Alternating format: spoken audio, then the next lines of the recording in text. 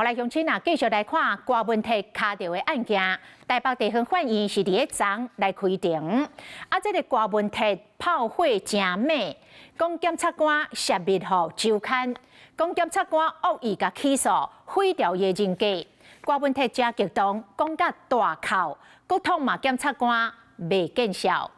检察官嘛来回击，讲这个郭文泰亲笔所写的收钱的记录，迄毋是检察官的幻想，请这个郭文泰莫阁来画司法迫害咯。双手封扣起来，前民众党的主席郭文泰昨头一摆互北院提审，开庭开6点钟，到暗时11点多才还押北所。这摆开庭，郭文泰依然是无罪答辩，态度强硬，更加伫法庭内痛骂检察官。郭文泰甚至当场喊出来，讲北检恶意甲起诉，但是要毁灭伊的人格。边啊听庭的郭妈妈甲陈培琪是听甲目屎泗淋垂，郭文泰更加是情绪激动，骂检察官未见效，去互法官当场甲阻止，讲法庭有录音甲录影。所以个郭文泰语气沉重，受气着因老爸，讲家己做一个医生，无法度伫老爸当病时甲照顾，这是伊一世人的疼，是要叫伊安怎原谅检察官。夫人是不是舍不得主席血尿？规个订婚的过程，郭妈妈甲陈培琪拢陪店边啊，一直切目屎。那郭文泰是规个人起掠讲，伊痛骂检方，起诉书是上写叫伊出来。